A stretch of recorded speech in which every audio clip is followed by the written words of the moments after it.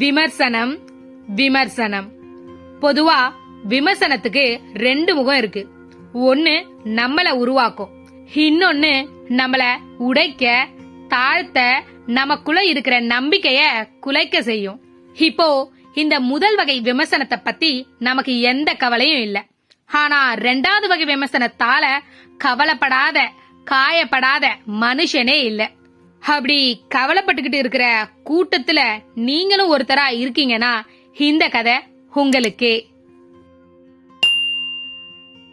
அது ஒரு ராணுவ முகாம். ராணுவ வீரர்கள் எல்லாம் பயிற்சி பண்ணிக்கிட்டு இருந்தாங்க. அங்க போர் வீரரான நெப்போலியன் போனபரேட்டும் பயிற்சி பண்ணிக்கிட்டு இருந்தாரு. தனக்கு எப்பெல்லாம் ஓய்வு நேரம் கிடைக்குதோ அப்பெல்லாம் புத்தகங்களோட தன்னோட நேரத்தை செலவிடுவாரு. அப்போ ஒரு நாள் ராணுவ முகாம்ல நெப்போலியன் இருந்த அறைக்கு பக்கத்துல பில்லியர்ட்ஸ் அப்படின்னு சொல்ற மேஜை பந்து விளையாட்டு நடந்துகிட்டு இருந்துச்சு. ராணுவ வீரர்கள் எல்லாம் விளையாடி கைத்தட்டி ஆரவாரம் செஞ்சுட்டு இருந்தாங்க. அப்போ பக்கத்து அறையில புத்தகங்களை படிச்சுட்டு இருந்த நெப்போலியனுக்கு அந்த சத்தம் இடையூறா இருந்துச்சு. என்னதான் இடையூறா இருந்தாலும் சரி, அத நெப்போலியன் பெருசா எடுத்துக்காம தன்னோட வேலைய மட்டும் கவனமா பாத்துக்கிட்டு இருந்தாரு. இவரோட அந்த குணத்தை பார்த்து கூட பணிபுரியறவங்க நெப்போலியனை பாராட்டினாலும் அவங்களோட மனசுல பொறாமன்ற தீ எரிஞ்சுகிட்டு தான் இருந்துச்சு. இன்னும் சிலர் என்னதான் நெப்போலியனை மூஞ்சிக்கு முன்னாடி பாராட்டினாலும் முதுகுக்கு பின்னால கார்சிக்காரன்னு கேலியும் கிண்டலும் செய்வாங்க. இதெல்லாம் நெப்போலியன் கண்டு காணாம விட்டுடுவாரு. எதனால நெப்போலியனை கார்சிக்காரன்னு கிண்டல் பண்றாங்கன்னு பாத்தீங்கன்னா, கார்சிகா அப்படின்னு ஒரு தீவுல சார்லஸ் போனபரேட்டுக்கும் அவரோட மனைவி லேடிசியா ரமோலிக்கும் ரெண்டாவது மகனா பிறந்தவர் தான் நெப்போலியன். அப்ப இருந்த பிரான்ஸ் மன்னர் கார்சிகா தீவை கைப்பற்றினாரு. என்னதான் நெப்போலியன் பிரான்ஸ் ராணுவத்துல இருந்தாலும் அவனை மற்ற பிரான்ஸ் ராணுவ வீரர்கள் எல்லாம் பெருசா ஏத்துக்கல. அதனாலதான் அவனை கார்சிகாரன்னு கிண்டலும் பண்ணாங்க. ஒரு நாள் நெப்போலியன் உணவு விடுதிக்கு போனாரு. அங்கிருந்த நாற்காலியை இழுத்து அதுல உட்கார்ந்தாரு. அப்போ அந்த மேஜைக்கு முன்னாடி மற்றொரு நாற்காலியில தாமஸ் அப்படின்னு ஒரு போர் வீரன் உட்கார்ந்து இருந்தான். நெப்போலியன் உட்கார்ந்த அடுத்த வினாடியே வேகமா தன்னோட இருக்கையில இருந்து தாமஸ் எழுந்து, காசிக்காரனோடலாம் நான் ஒன்னா உட்கார்ந்து சாப்பிட முடியாதுன்னு ஆவேச குரலால சத்தம் போட்டான். சுத்தி நிறைய வீரர்கள் எல்லாருமே நெப்போலியனை பார்த்து சிரிச்சாங்க. ஆனா நெப்போலியன் தனக்கு நடந்த அவமானத்தை ரொம்பவே பொறுமையா சகிச்சுக்கிட்டு அங்கிருந்து போனாரு.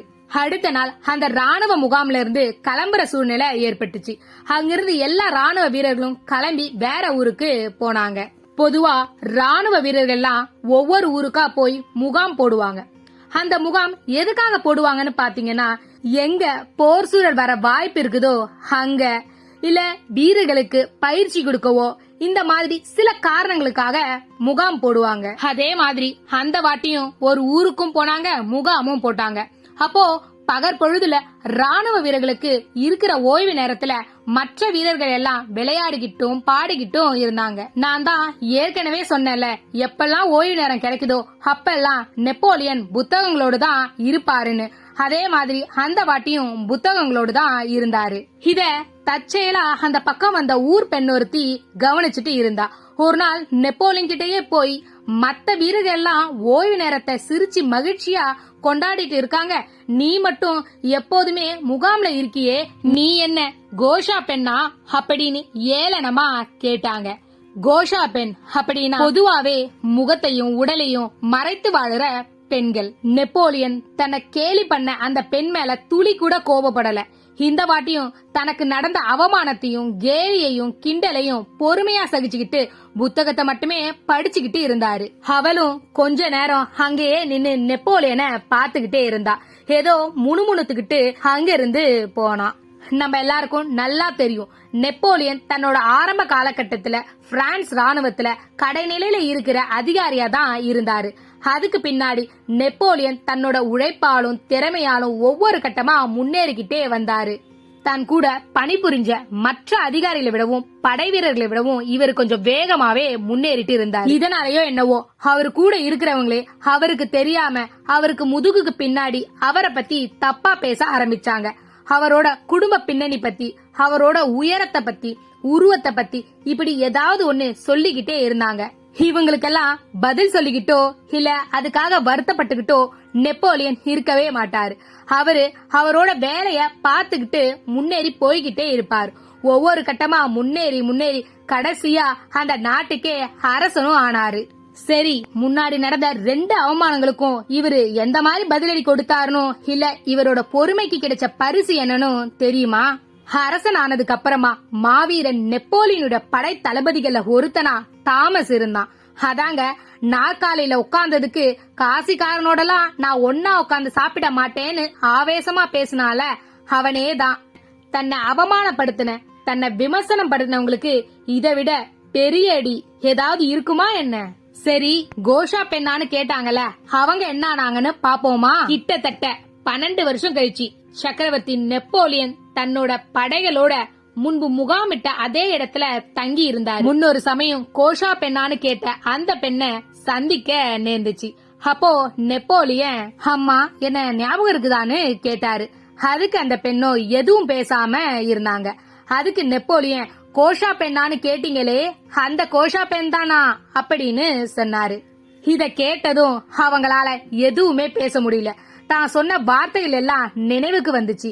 தான் செய்த கேலி கிண்டலை எண்ணி அவங்க கூனியும் குறுகியும் நின்னாங்க. இப்போ நம்ம எல்லாருக்கும் நெப்போலியன் எப்படி கடைநிலையில இருந்து இந்த அளவுக்கு உயரத்தை தொட்டாருன்னு புரிஞ்சு இருக்குன்னு நினைக்கிறேன். இன்னைக்கு இந்த கதையை கேட்டுட்டு இருக்கிற நீங்களும் கூட பலரால பல இடங்கள்ல உங்களை குறை சொல்லி இருக்கலாம், ஜாட மடையா பேசி குத்தி காட்டியும் இருக்கலாம். ஆனா ஒன்னே ஒண்ணு மட்டும் ஞாபகம் வச்சுக்கோங்க, அப்படி விமர்சிக்கிறவங்க யாரும் உங்க கூட வரப்போறதும் இல்ல, உங்களுக்கு உதவ போறதும் இல்ல. இப்படிப்பட்டவங்களுக்காகவோ இப்படிப்பட்டவங்க சொன்ன வார்த்தைகளுக்காகவோ நம்ம வருத்தப்படவும் வேணாம், கவலைப்படவும் வேணாம். நம்மள மட்டம் தட்டுறவங்க மட்டம் தட்டட்டும், குறை சொல்றவங்க குறை சொல்லட்டும், ஜாட மடையா பேசுறவங்க ஜாட மடையா பேசட்டும், குத்தி காட்டுறவங்க குத்தி காட்டட்டும். ஆனா ஒரு விஷயம் ஞாபகம் வச்சுக்கோங்க, உங்களை விமர்சனம் பண்றவங்க அதே இடத்துலதான் இருப்பாங்க.